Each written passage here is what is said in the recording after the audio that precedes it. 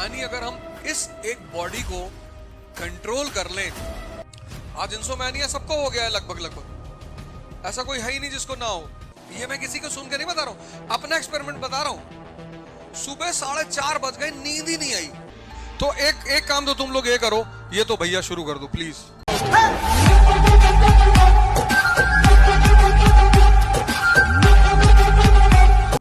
दो सिचुएशन देखो, एक कोमा का पेशेंट है, इसमें माइंड सो रहा है और सेंसेस डीएक्टिवेटेड है। और एक अगर तुम बीमार को देखो, जो पर्सन बीमार है, इल है, यहां पे माइंड जिंदा है पर सेंसेस डीएक्टिवेटेड है।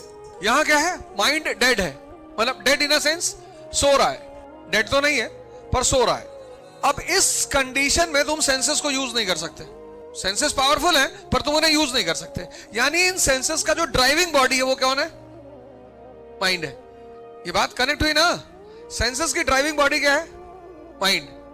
यहां पे माइंड अलाइव है, मतलब जग रहा है, पर सेंसेस वीक है। तुम देखो जो आदमी को बुखार होता है हाई, उसे को खाना खा लो, क्या का मन नहीं कर रहा है। हाई फीवर में आदमी खाना नहीं खा पाता। सोचो तुम्हारी जो महाराष्ट्र की धरती है, मतलब तुम इंडिया के किसी भी स्टेट में चले आओ, हर स्टेट में तुम्हें एक कॉमन चीज मिलेगी। इसलिए हमारी बाइंडिंग फोर्स इतनी मजबूत है। पता है क्या, सेंट्स।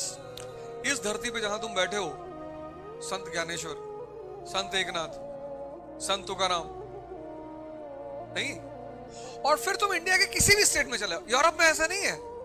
यूरोप में जो सेंट होते हैं वहां सेंट होते हैं, संत नहीं होते। और वो सेंट चर्च से डेजिग्नाइड होते हैं, उन्हें चर्च परमिशन देता है। हमारे ऐसा नहीं है। यूरोप में जो भी सेंट होगा उसको चर्च उसको परमिशन देगा, तब वो सेंट होगा। अगर चर्च नहीं देगा तो वो नहीं होगा। मदर टेरेसा के मरने के बहुत दिन बाद उन्हें सेंट की वो टाइटल दी गई। तुम इंडिया के किसी भी स्टेट में चले आओ, तुम्हें एक चीज हर जगह कॉमन मिलेगी, सेंट्स। तुम बगल कर्नाटका चले आओ, केरला, तमिलनाडु, तेलंगाना, आंध्रा, यूपी, बिहार, पंजाब को तो गुरुओं का लैंड कहते ही हैं। नहीं तो तुम फंस जाओगे, बहुत गंदा वाला फंस जाओ बहुत गंदा वाला फंस जाओ। अब सोचो जो आदमी कोमा में है, कोमा में है ना, तो जब आदमी कोमा में है तो उसका मन सो रहा है। तो जिस वक्त कोमा में है उसकी इंद्रियां देखो, सेंसेस, उस वक्त जाके उसको लिकर ऑफर करो, कोई फायदा नहीं।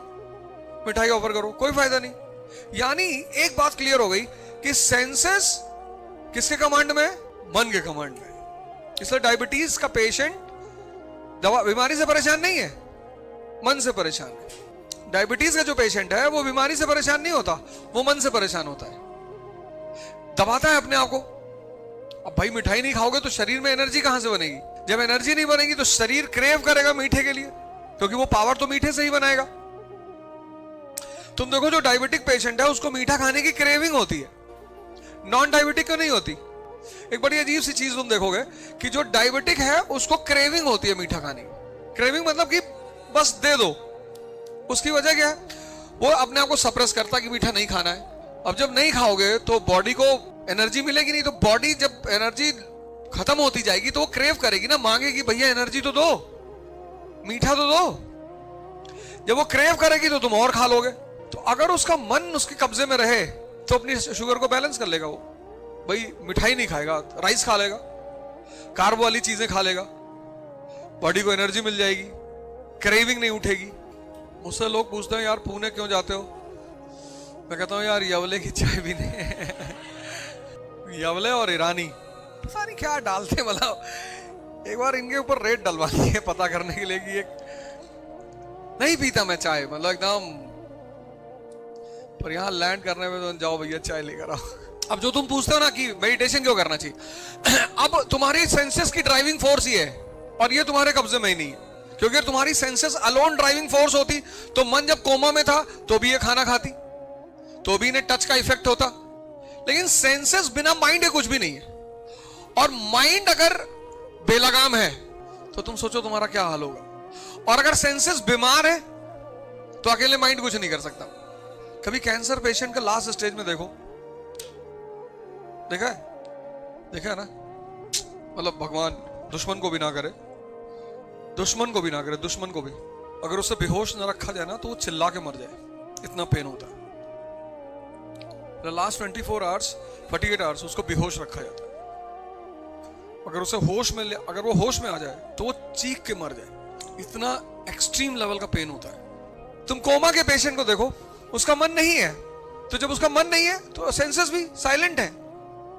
उस वक्त तुम उसको कुछ भी ऑफर करो वो रिएक्ट नहीं करेगा। दो सिचुएशन में तुम देखो, एक जो आईसीयू में है उसका मन एक्टिव है, सेंसेस इनएक्टिव हो गई। अब भी अगर तुम उससे कुछ ऑफर करो तो मार करने पे आ जाएगा। दो सिचुएशन, इसीलिए मैं तुम लोगों से मेडिटेशन करने के लिए कहता हूं। तुम लोग बार बार पूछते हो ना कि यार मेडिटेशन क्यों करना, मेडिटेशन क्यों करना, तो ये है वजह कि क्यों करना है। मैं ध्यान कर रहा हूं तब मेरी ये हालत है, और जो नहीं कर रहे होंगे, भाई तुम लेटे तुम्हें नींद नहीं आ रही, और नींद कैसे आएगी, इतना सोच रहे हो। आज इंसोमैनिया सबको हो गया है लगभग, ऐसा कोई है ही नहीं जिसको ना हो। तो उसमें सबसे अच्छा तरीका है, फिर मैंने दूसरे दिन किताबें उठाई कि नहीं आ रहा ना, ठीक है पढ़ते, और भाई साहब जो लहराए उसके बाद, मतलब पूरा 90 डिग्री पे लहराए, शानदार नींद आ रही है, और नहीं आ रही तो पढ़ रहे हैं। कलाम साहब 1 बजे सोते थे रात में, उनका रूटीन था, और 6 बजे उठते थे वो। मतलब उनकी स्लीप मेरे ख्याल से 5-5 घंटे की रही होगी। एपीजे कलाम, हमसे लोग पूछ रहे थे आप पढ़ाएंगे कि नहीं पढ़ाएंगे, एकदम पढ़ाएंगे, क्यों नहीं पढ़ाएंगे। वहां से मेरी लाइफ की बिगनिंग है। कबीर पूरी जिंदगी चद्दर बिनते रहे, पढ़ाना छोड़ देंगे फिर तो सारा गेम ही खत्म हो जाएगा।